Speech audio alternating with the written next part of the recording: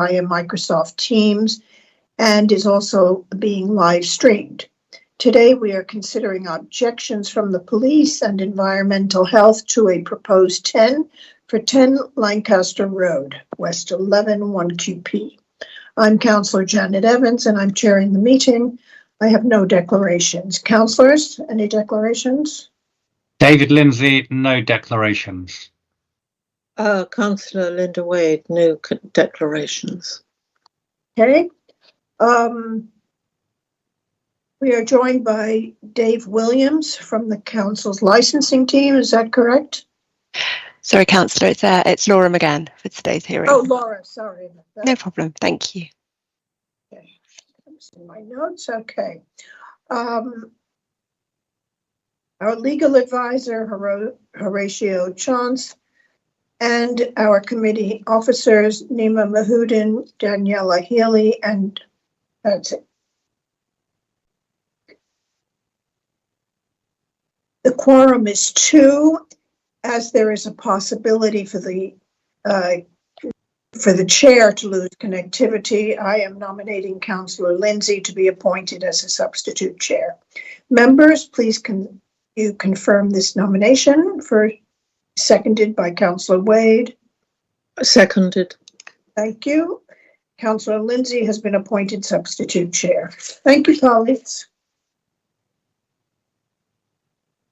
Before we start the hearing, there are a few ground rules. Please keep your microphones on mute until you are invited to speak. Please make sure your mobile is on silent.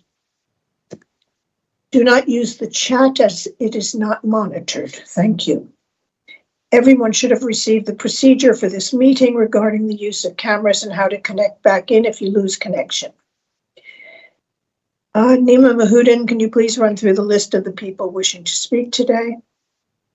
Yes, Chair. We have Kelly Taylor, the premises user, who'll be speaking today, and Philip Richardson from RBKC Noise and Nuisance, as well as PC Mark Perry and David Graham, who will be the counsel for the police today. Thank you.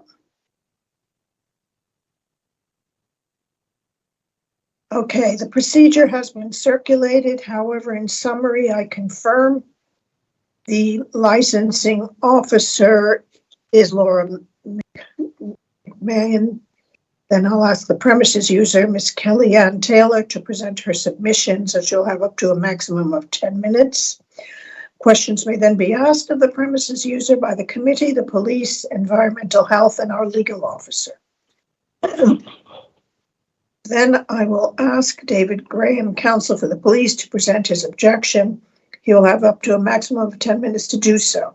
He is joined by PC Mark Perry, who may be able to assist the committee if they have any questions.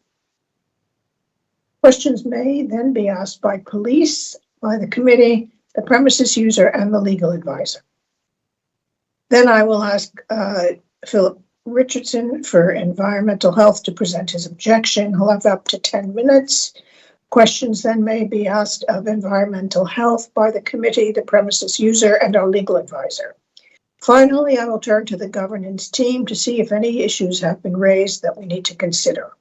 There will be no summing up, and the committee will then adjourn for 10 minutes to make our decisions. We will then reconvene and give you a verbal decision today, and then be confirmed in writing within 5 working days. I'd like to remind everyone that the committee has read the pack, including any additional submissions, so there's no need to repeat the content. Please do draw our attention to certain points. Thank you. Laura McCann, can you please outline the 10 for us? Thank you. Thank you, Chair, and good morning. We have before us today a temporary event notice which has received objections from PC Caldenez on behalf of the Metropolitan Police on the grounds of prevention of crime and disorder and public safety. An objection has also been received from Philip Richardson from Environmental Health on the grounds of public safety. Miss Kelly Ann Taylor has submitted a temporary event notice for Sunday the 24th and Monday the 25th of August 2025 to use 10 Lancaster Road, W11 1QP for sales of alcohol off the premises between 12 and 7 p.m. during the Notting Hill Carnival. A copy of the 10 and risk assessment can be found at Appendix A of today's bundle. Summaries of the objections can be found at pages 6 and 7 of today's bundle, and copies of both objections are attached as Appendix B and Appendix C. Relevant extracts from the Council's Statement of Licensing Policy are attached as Appendix D. The premises are located in the Colville ward on Lancaster Road between its junctions with St Luke's Road and All Saints Road. A map of the area is attached as Appendix E. A list of licensed premises within the vicinity is attached as Appendix F. A list of temporary event notices received so far for this year's carnival is attached to Appendix G. This list excludes notices which have been withdrawn or issued with a counter notice. Some of these notices may still be under consultation. A map of the 2024 carnival footprint indicating the parade route, location of sound systems, bars, street trading license, street trading and sites, safe areas and other matters is attached to Appendix H. For clarity, Chair, this map is for illustrative purposes only, as the map for 2025 is yet to be finalised. Finally, Chair, I'd like to confirm that the following additional documents have been circulated. It's two documents from the police, a Sector 3 map and crime statistics for Sector 3. In determining this matter, the committee must have regard to the objection notices from police and environmental health, and take such of the following steps as it considers necessary for the promotion of the licensing objectives. The steps are A, to issue a counter notice if it considers it's necessary for the promotion of any of the licensing objectives to do so, or B, take no action and allow the notice to have effect. This concludes my summary of this morning's proceedings. Thank you very much. Now for the premises users case. Ms. Kellyanne Taylor, please can you present your submission and advise if there has been any additional documentation sent to the council? You have 10 minutes. If you can, please turn on your camera. Thank you. Hi, good morning. I'd like to thank everyone for allowing my chance to explain my application.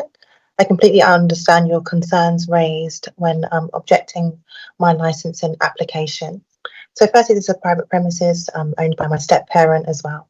So we are catering for up to about 200 trusted family and friends. We live in the area all my life. I was born in Ladbroke Grove. I know the routes. I know where not to go, the safety measures, and how to understand if there was an emergency situation, where the best route to possibly go, because I've lived in the area, as I said, all my life. So what we tried to do is we wanted to sell to family and friends, obviously, as we live in the area, not mainly generally to the general public. So it really limits the crime, disorder and overcrowding as well. And we have put in a few safety measures in place, obviously just to run through your licensing guidelines as well. So the safety guards that we've put in place is alcohol is a secondary option. It's secondary to food. The policy that we have, you cannot buy alcohol unless you purchase food. So when the food runs out, the alcohol sales will stop. Alcohol is not our first selling point. Our first selling point is food. And you would have to be able to, in order for you to purchase alcohol, you would need to consume food first.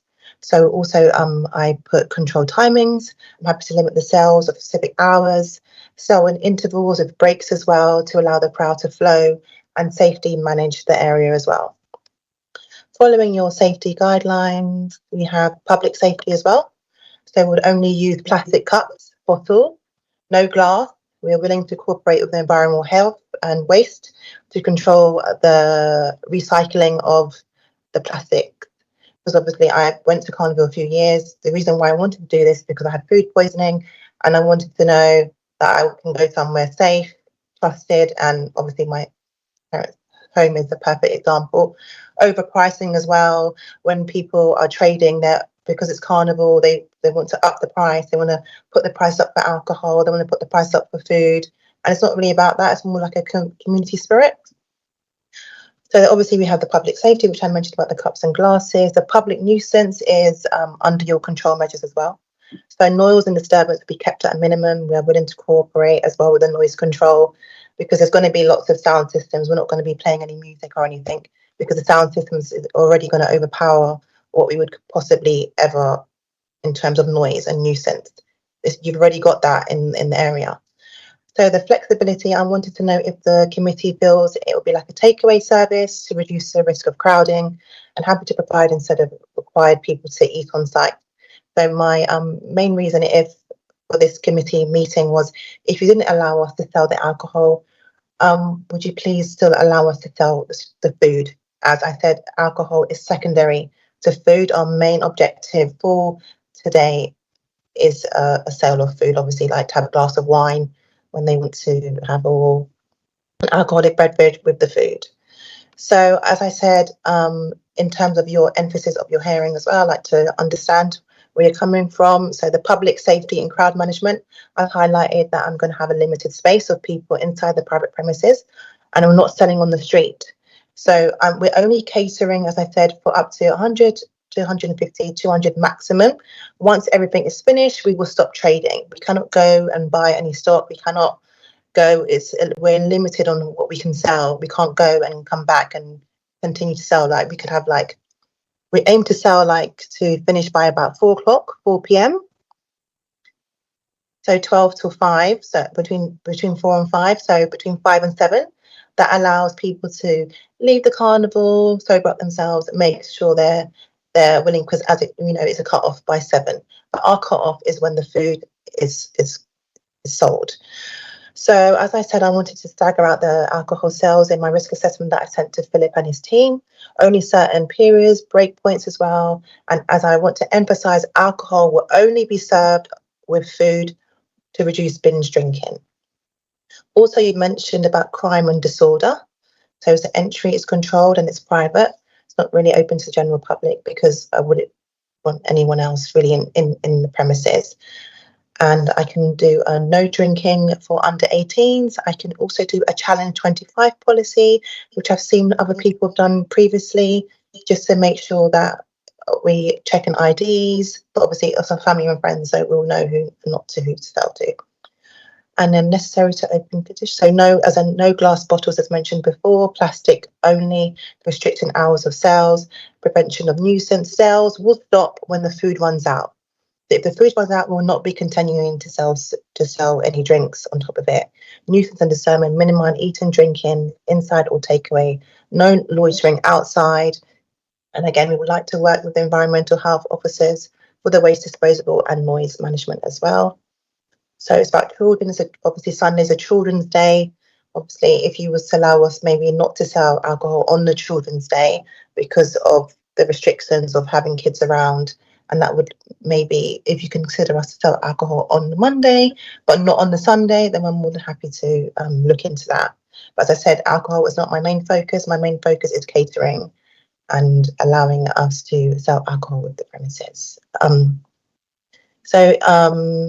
We wanted to just inquire about, would you like us to bring in the takeaway service? Obviously, with a takeaway service, it's more like a health and safety aspect, so you're not crowding the area. You get your food, you get your drink, and then you depart, and then it allows other people to flow into the area as well. So reducing noise, nuisance to the neighbours. So obviously, we want to respect our neighbours. Obviously, as I said, the noise that already in the area is going to overpower what we would possibly bring in terms of nuisance.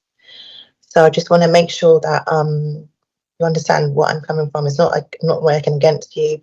I submitted this application because I wanted to be honest and just to make sure that I'm doing the correct thing. I've never done this before, but as I said, I got food poisoning previously, extortionate prices. I thought, why not do this to ourselves? So obviously once the food is sold, everything else will be finished. So we aim to have a control measure between 12 and 4. So now from 4 to 7, the most busiest part is when we'll be finishing. That makes sense. Yeah, that's it from my side. And hopefully, thank you for inviting me to the hearing. I really appreciate Philip and the team for inviting me here to explain my situation.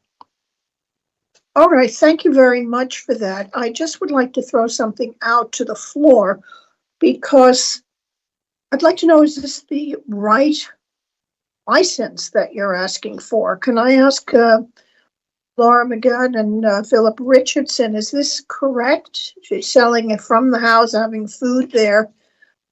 Does she need a license? Is it more like a party where everyone's contributing? I mean, how would you view this? It does. Sorry, Chair. It does sound like there are sales taking place. It does sound, obviously, Yes, there's discussion of food, but then alcohol is still sold. But my concern is that you have applied for off sales, so people wouldn't be able to remain on the premises with that sale. So because to clarify it with yourselves first, because I understand that the takeaway option would be more of a health and safety issue, would be beneficial, so they can buy it, purchase it like a takeaway shop or business. Yeah, like an off license. And you can take it off. Yeah, so you've hanging around in the area. So you've applied for off sale, so you wouldn't be able to have people stay on and consume those drinks on the premises. So it would have to be off sales. But you would certainly, yes, Councillor Chair, it would need a license for those sales to be off the premises. I just check. Thank you very much. Okay. My committee, Councillor Lindsay, any questions? I was going to ask about the on premises license, but I think that's been clarified. You've talked about the way in which this is page 13, moderate and controlled alcohol sales, but could we just talk briefly through the risk assessment? I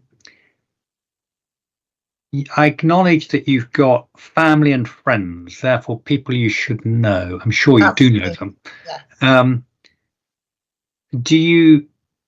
How many SIA trained supervisors will you have? And you just say if you think it would be really necessary. It's slightly not up to us to decide whether it's necessary. It's whether you think they would be necessary, and how many are you thinking of having? Because the sales would be like from 12 to 4, I was thinking maybe, I know that you have to, when I did events previously, it's 1 per 100, so maybe like 2 to 3 if possible, if it was granted the correct license.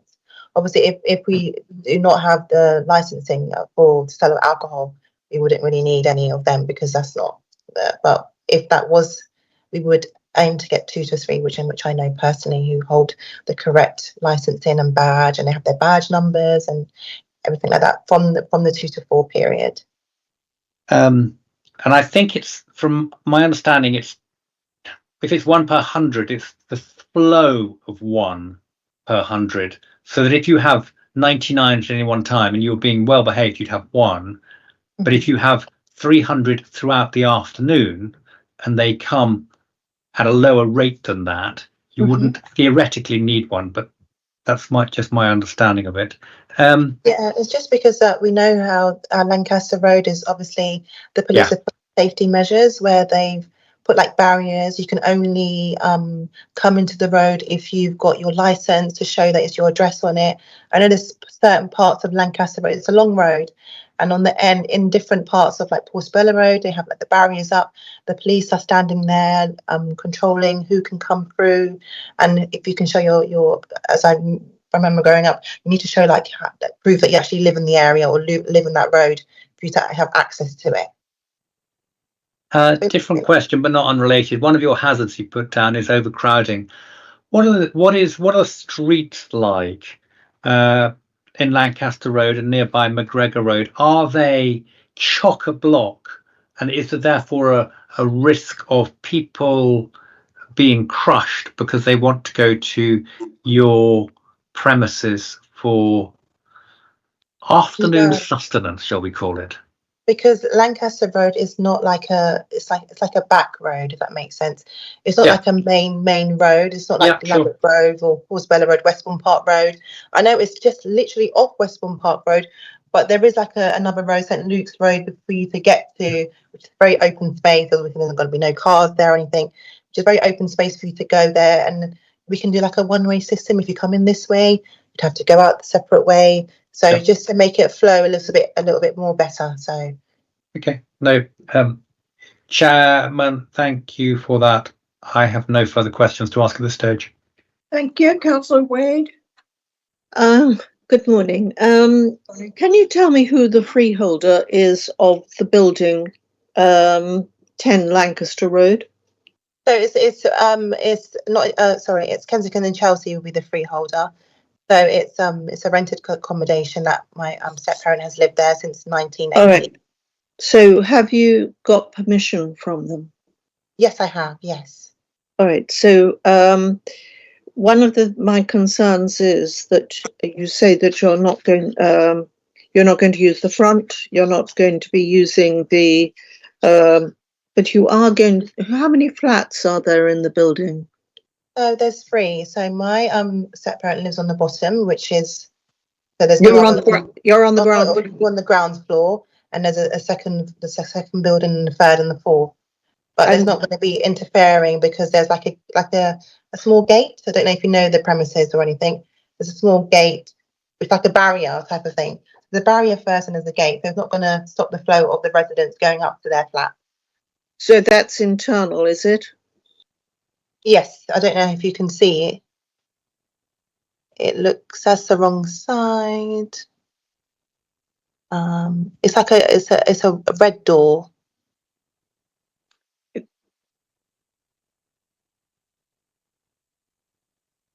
That doesn't look like the road. Sorry. It's on the other side of the road. It's number 10 Lancaster Road. So there's a flow for the residents. Obviously, our main priority is obviously not disrupting the neighbours and causing a nuisance in that aspect. It's number red, so there's like a little barrier bit where we will be serving the food, collecting payment, allowing the flats above us to go up there. If that makes sense. So you come in through the front door, you'll be serving from the from what looks like your front door. Correct.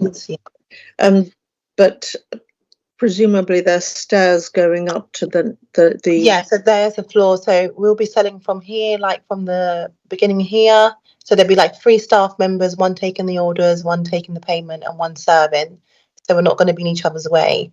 And it's there's a lining. So you queue from where the blue starts, and then you would exit going that way instead of going back the way you came in.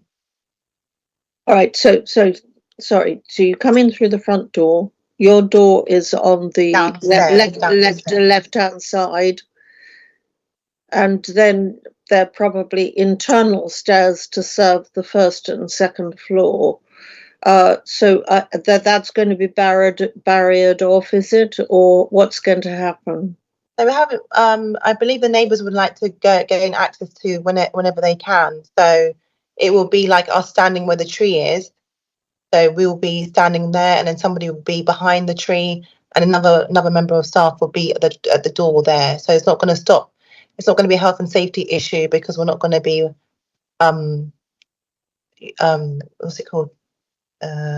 Stopping them from going into their flats. All right. Thank you very much. My pleasure. Thank you. I will now call. I have no further questions. You answered. Are you doing a flat fee for the meals? Is that how you're doing it? Yeah, I think there's going to be a flat fee of like between £5 to £6.50. No more than £10 because I think that's extortionate, and I think it's ridiculous at the prices there. I went and been charged £25 for food for that I got £7 somewhere else. So yeah, the main priority. Right, and you tell me what you're serving food-wise and then drinks. So in terms of food-wise, it will be like a Caribbean style, such as like chicken, salad, coleslaw. It will be gravy, macaroni cheese. I've got my level 2 health and safety in terms of food and everything.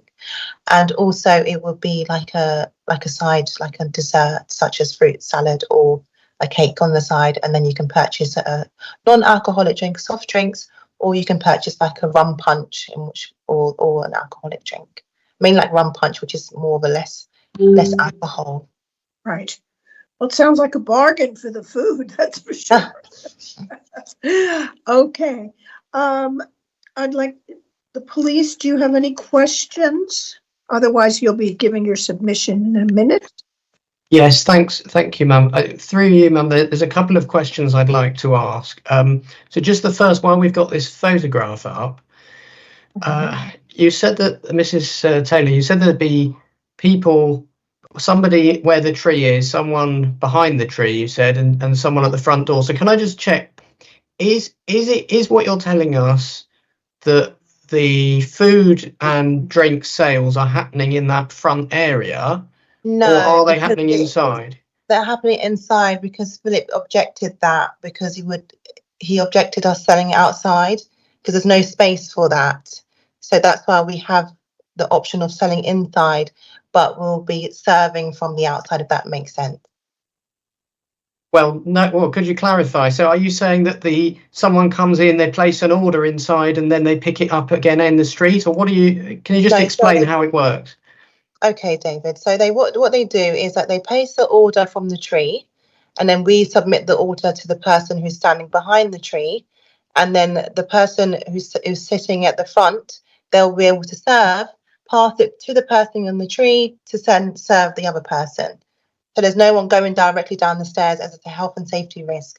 Because imagine 7 people queuing down the stairs, how are they going to get back up? So if they're queuing off the street, it gives a more better flow. That's what we try to do. We try to do a running of the flow and how it would work. And I think that's a better option, unless you have something else. Well, at the moment, I'm just trying to work out what you're saying you're going to do. So you're saying they'll be queuing in the street, they'll give an order to someone behind, that will be passed up the chain to the inside, and someone will prepare it and bring it out for them. Yeah, prepare it the way that it was given to them. That's why we have 3 staff members, or 3 to 4. Yeah.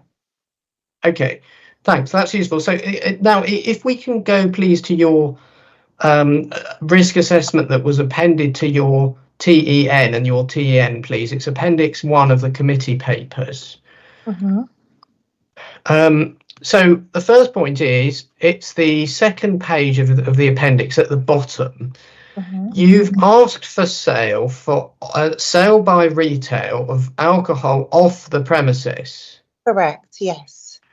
But it sounded from what you said just now that you were proposing to do the food inside the premises, that people were to sit down and eat inside. Is that wrong? Are they getting the food and the drink outside?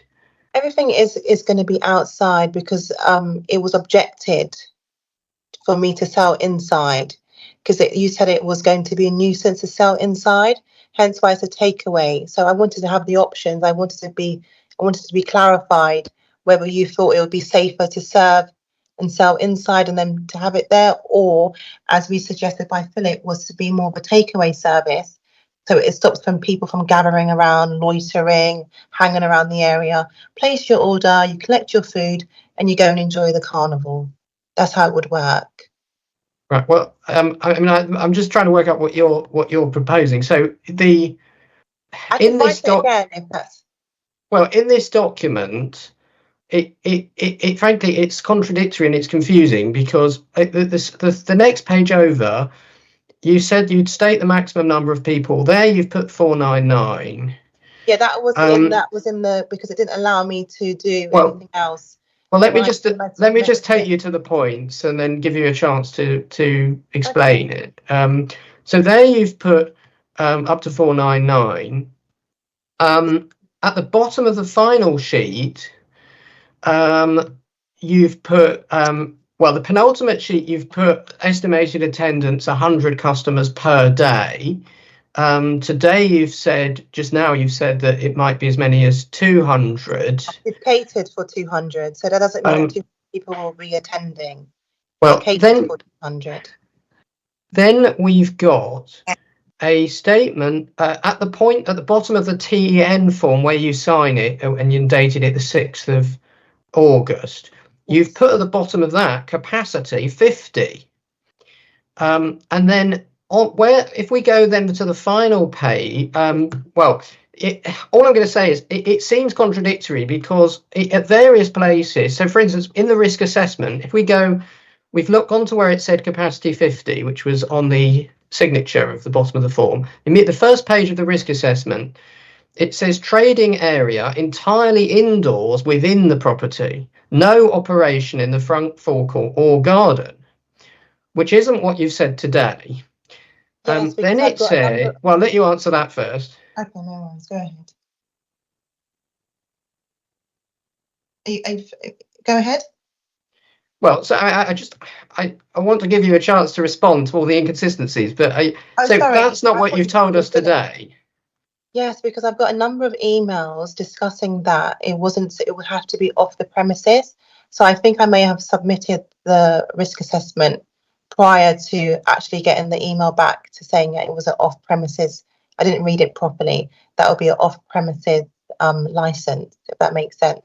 And the reason why it says 499 is because when I submitted my application online, I did put 10 and it said it wasn't enough. And then I put 50 and it said it wasn't enough. And the maximum you could put in online on the online portal was 499. Hence why that's there. Right. Well, so the first point is it's what you're describing to us today is different to what's in here, which was about people being inside. So that's why I wanted to find out from the beginning of my statement when I started is how would you like us to operate in terms of the licensing? Would you like us to operate as part of my risk assessment, or would you like it as an off license?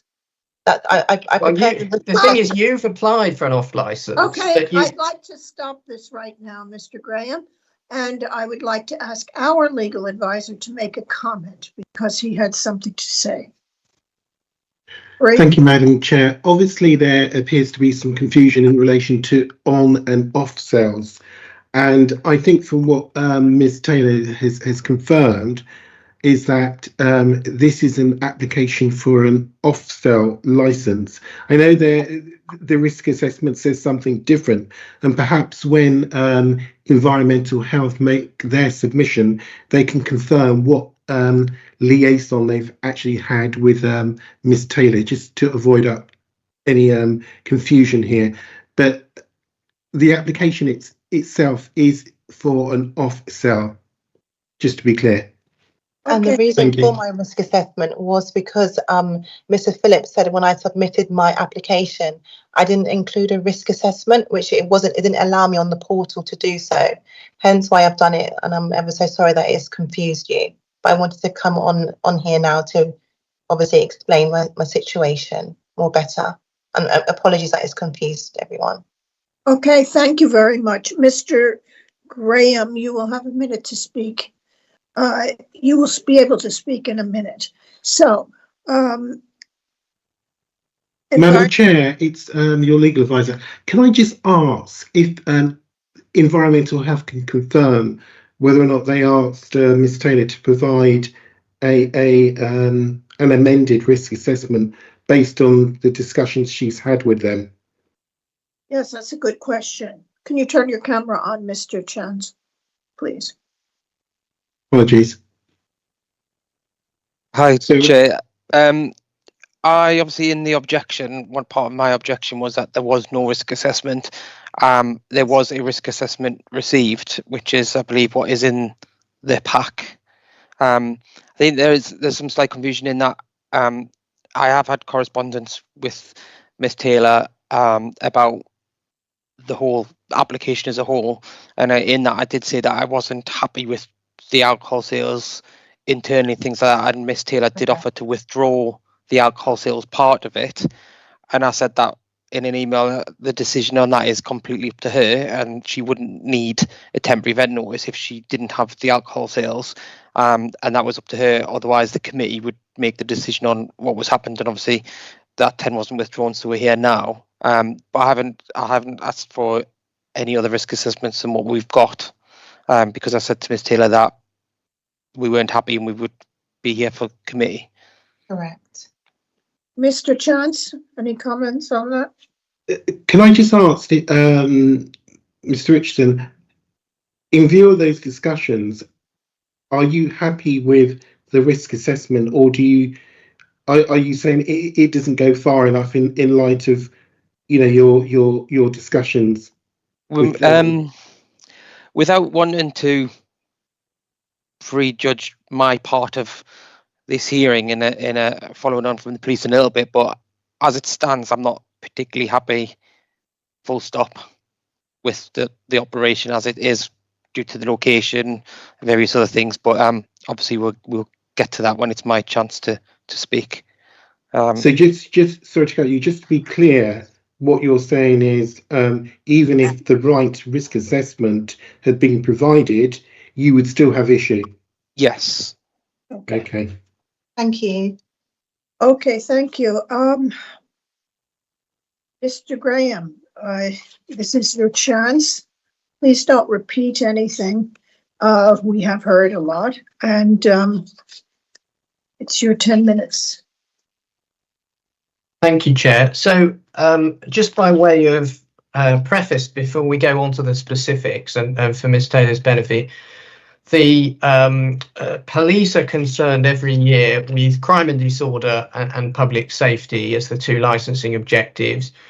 A particular concern around public safety is around crowd dynamics, and the concern is that there may be issues around overcrowding, crushing, pinch points and surges of crowds that leads to unsafe conditions and injury. And we're also concerned as regards crime and disorder with areas of overcrowding, and in particular the concern is that in overcrowded areas they're naturally going to attract acquisitive crime, sexual assaults and sexual offences, because the perpetrators of those crimes will take advantage of and seek out the most crowded areas, and also issues around crowds impeding the flow also has an impact on the police and other emergency services and their ability to get through the crowds in order to respond to reports quickly and apprehend those concerned. Now, we submitted general crime statistics for this sector. There were, I think, 90 offences committed in the overall area, and the committee will have seen the numbers in terms of acquisitive crime, robberies, and so on, and also the number of violent offences as well, some involving injury and some not, and there were two other public order offences as well. And so the general concern is that in these congested areas, that the police are inhibited from responding, and it's a particular concern this year given the constraints in terms of resourcing and costs that the police are under, that they don't have the ability to respond in terms of officers that they have had in previous years with the carnival. Now, looking at the specifics here, in our submission, which is Appendix B, we included a plan which shows that this area, Lancaster Road, is in between two sound systems on Lancaster Road, and there's a third that's on the corner of the road as well. So there's three in very close proximity, and during the carnival, people generally do congregate around these sound systems because they want to enjoy the music. And so there is and the speakers and any staging will be taking up space, blocking the pavements, and themselves be surrounded by barriers. So you're automatically narrowing the street area for people. And so the effect of that is the police are particularly concerned around those areas to avoid crushing, overcrowding and surging, and anything that might impede the flow of people or add to cumulative impact of large numbers of inebriated people in that immediate area. Now, the particular concern here is, as I've said, the location, but also the fact that we're now being told that this is an entirely people queuing in the street immediately raises concerns for the police, because that is precisely the sort of situation that raises concerns, because there doesn't appear to be any sensible way that these premises can control crowds congregating in the street, whether that's people queuing up, whether that's people tucking into their food or having a drink. They obviously can't they haven't got any power of compulsion to get people to move in the street because they can't control the highway, and so that is intrinsically a concern. We've had the management plan, and with the greatest respect to Ms. Taylor, it does look rather like it's been put together by AI. And I think if one looks at the very end of the document, we see something that purports to be a plan. It says Bainment Flat, and then it's got a sort of something that looks like it might have been text, but isn't text. It looks like it's been put together by AI. We were told elsewhere this is a ground floor flat. So one has to ask, has anyone even checked this document? And I've been through some of the inconsistencies, but we're told now that this is a different operation to what was in the risk assessment. And unfortunately, the expectations of the authority rightly are that applicants for TENS should be seeking to promote the licensing objectives, and on any application, the council and the police will expect that the applicant will be able to satisfy you that they will promote and they understand what's required.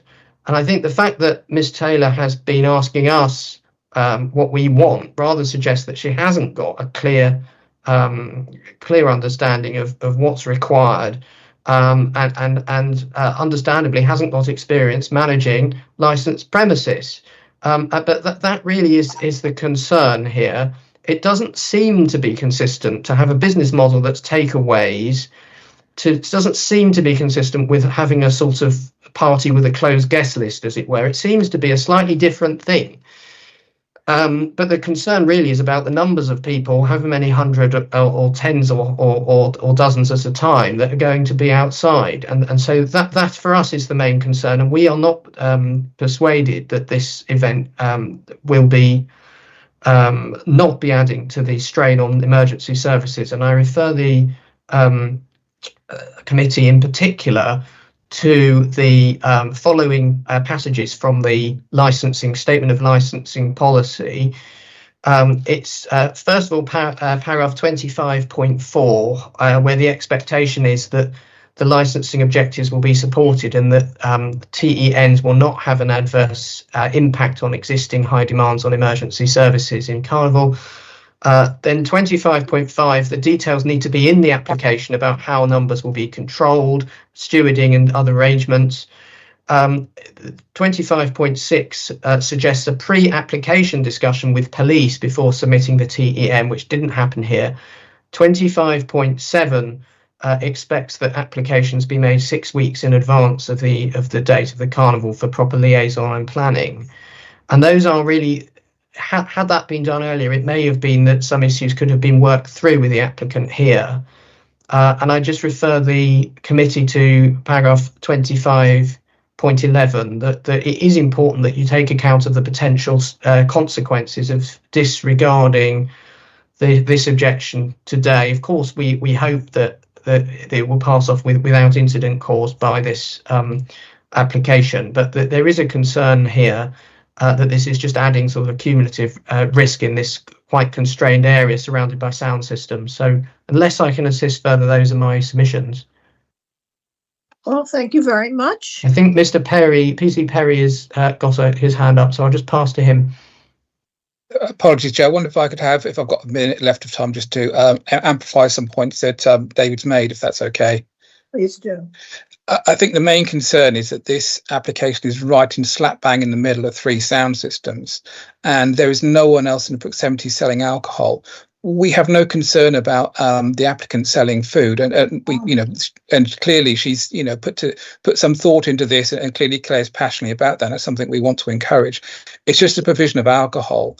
If you've got 3 sound systems with thousands of people there, and you've only got one place selling alcohol, it is going to attract a crowd, and we do not think that it would be possible for her or indeed anyone to manage it. Sadly, there will not be police. We cannot guarantee there'll be police at either end of Lancaster Road to assist. our numbers are reduced. We're not doing stewarding this year. And as Mr. Graham has said, the fact is that we have other incidents to respond to, and we have to rely that premises will be able to support themselves. Clearly, food is a passion for Miss Taylor, Miss Kellyanne Taylor, and we don't have an issue with that from a crime disorder and public safety point of view.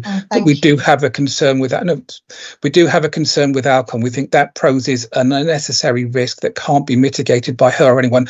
I don't think there's any security alive that could protect or ensure the lighting objectives are upheld when there's the only one bar with 3 sound systems surrounding it.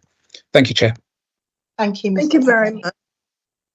Okay, committee members, do you have any questions of the police? I don't have any, thank you. No. None. No, you've done a thorough job. Okay, thank you. Does environmental health have any questions of the police? No questions. Okay, premises user, do you have any questions of the police? I'd just like to thank Ms. Perry for highlighting about, because I wanted to just, as I said in my statement, that the alcohol is a secondary option. My main objective and my main option is the food. And I did mention that I will not be selling alcohol unless you purchase food. But I'm just happy that you mentioned that. As I said, my main priority is the selling of the food, and the second alcohol is a secondary option, if that makes sense. I get that. Thank you. Just in terms of that, I mean, obviously we have a responsibility to promote the crime and disorder licensing objective. So I should just say, if what you plan to do with the food is a takeaway option where it's selling within 7 meters of the street, then subject to anything the licensing authority say, you're committing an offence if you haven't got a street trading license if the food's if that's happening within 7 meters of the highway. So, but from the police point of view, that's a summary offence. But from the police point of view, we haven't got a problem with you doing food, whether it's inside or outside, if it's controlled and it's licensed. It is this concern about crushing and congregating in that area, and the alcohol is what we think is going to lead people to do that. Okay, thank you very much. Thank you, I really appreciate that. Okay, and Horatio, do you have any questions? Madam Chair, all the points have been covered, but I would just like to say in relation to street trading, that obviously is a different regime and has its own statutory process. Thank you. Thank you. Okay, Philip Richardson for Environmental Health, would you like to present? Yeah. Yes, sorry, just to make sure my camera's on.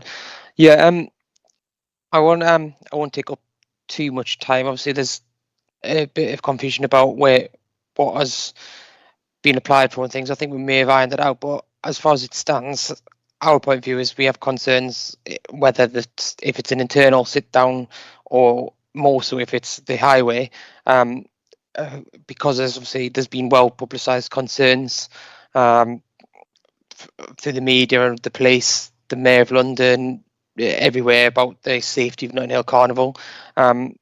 We've looked at this application on its own merit, and as the police have already stated, it's very, very close to a number of sound systems, and possibly what I believe is possibly the most congested area of Carnival.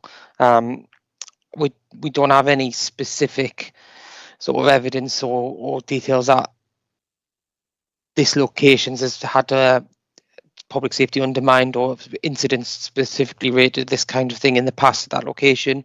But we are trying to sort of maintain high levels of safety. We're not trying to keep the status quo of previous carnivals. We want to improve Carnival, make it better, make it safer, make it better for everyone to have fun.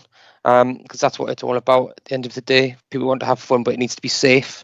And by doing that, if we can just provide sort of a marginal gain in the location, make a location 2, 3, 4, 5% safer, that makes Carnival safer as a whole. It's the sort of the holistic approach to looking at what we can do to promote the licensing objectives and keep Carnival safe.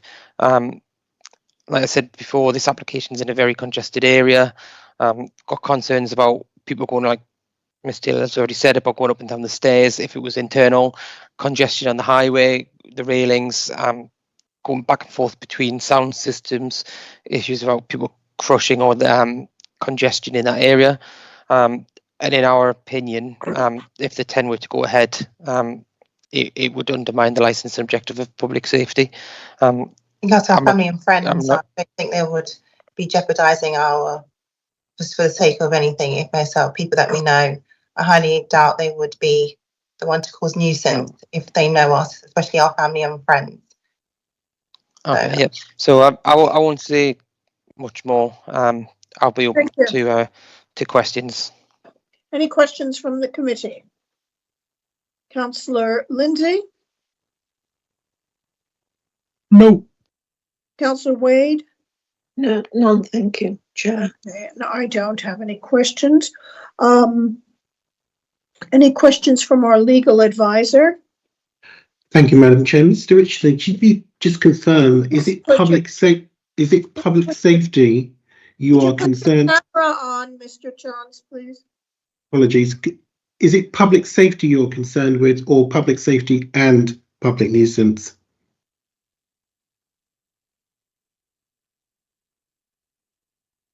It's public safety. Ms Taylor's already said in her application things that they weren't going to do music or anything like that, so the issue of public nuisance isn't really there. It is safety. That's Okay. with this location. Yeah. Thank you for the clarification. Okay, I just wanted to say, Mr. Chance, that my camera dropped during the police presentation, so I was out of the room for 90 seconds, I would say, sorry. But I did get back in. I don't know if anyone else had that problem. Is that an issue? No, I didn't have an issue. Okay, so is there an issue with the fact that as chair, my connectivity dropped for about 90 seconds? That is a potential issue because obviously you haven't heard some key evidence, but it's probably perhaps useful for the police to probably go over the areas you missed during that particular absence. I don't know if that's possible, Mr. Graham. Yeah, the only Happy to assist. Which do you remember where the transmission cut out? unfortunately not, but Mr. Graham, you are so thorough and you do say your point several times, so I don't think I missed much, to be honest. Councillor, did you hear Mr. PC Perry's Yes, contribution? Yeah, I was only, it only dropped for 90 seconds, so I just wanted to be transparent. But I get what you're saying. I understand what you're saying. You've made your point, and you're very thorough. So I don't think it's an issue, but in case you think it's an issue. Okay. No, and just to say that the police have, put forward their submissions very robustly. So Yes, I think you get the general view. I do. Okay. Any questions from the premises user of Mr. Richardson? That would be Miss Taylor. Oh, hi there. No, as I mentioned, thanks to Mr. Perry just for highlighting that the main reason for me to be here is not just to sell alcohol solely, it's to sell alcohol with the meal. So that's the only reason why I'm at the hearing. Thank you very much. Thank you very much. At this stage, I'd like to ask Mr. Chance to deal with any further queries that you have. No further questions or queries. All the points have been covered, Madam Chair. Okay. Licensing officers, anything to add? Nothing from me, thank you, Chair. Governance officers have anything to add? Nothing from us. Thank you, Chair. Okay, we've reached the end of this meeting. We will retire for 10 minutes and come back in with our decision. So do I come back in with the same link? Yes. Okay, thank you very much. You could keep it open because we're going into another room. Oh, okay, then I'll just keep it open. Yes, exactly. Thank you. Yeah. So it's 12:11. We will be here at 12:21. Thank you, Chair. Thank you, committee.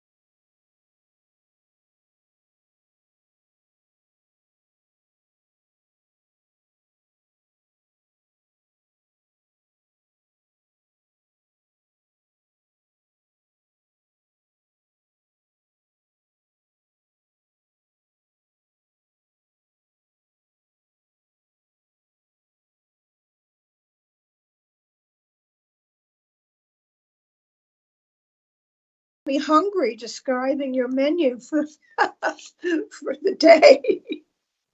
Sounds very good. The committee has considered objections from the police and environmental health to a temporary event notice, which has been given by Ms. Kellyanne Taylor, the user of the premises, for the sale by retail of alcohol off the premises at the above premises on September 24 of August from 12 to, you made the application to 7 o'clock, and Monday, 25 August from 12 to 7 o'clock for a maximum number of 499 people at any one time. The committee has considered the committee papers and the submissions made by the parties, both orally and in writing. In reaching its decision, the committee has had regard to the relevant legislation, the Secretary of State's guidance, and the authority's statement of licensing policy. In summary, the committee decided, after taking into account all the individual circumstances of the case and the prevention of crime and disorder and public safety licensing objectives, to issue a counter notice under Section 105 of the Licensing Act 2003 for the event. This notice means permission for the licensable activities requested in the temporary event notice has not been approved. The committee decided that allowing the 10 would, in this instance, undermine the prevention of crime and disorder and public safety licensing objectives, and it determined to issue a counter notice under Section 105. If the premises user would like to appeal against this decision, such appeal must be made to the magistrate's court within 21 days from the date of notification of the full decision, but in any event, no later than 5 working days before the start of the proposed temporary event. Now, I would like to add to this, Laura McGon, are you here? Hello, Councillor, I am, yes. Yes. Could someone speak offline to Kellyanne Taylor to make sure she's able to sell her food only from the house on Sunday and Monday without any problems? We'll get the appropriate officer to contact Ms. Taylor to discuss trading licenses, etc. for the food side of things. Not a problem, of course. Okay, and Ms. Taylor, you understand that we're trying to work with you. Good. And do you have her phone details? I've got, yeah, we'll have her details on the application form, so we'll be in touch later today, probably, Ms. Taylor. Okay, great. So this can go on off without a hitch. Thank you, everyone, for your time and your submissions, and especially officers, committee, objectors, and our lovely applicant.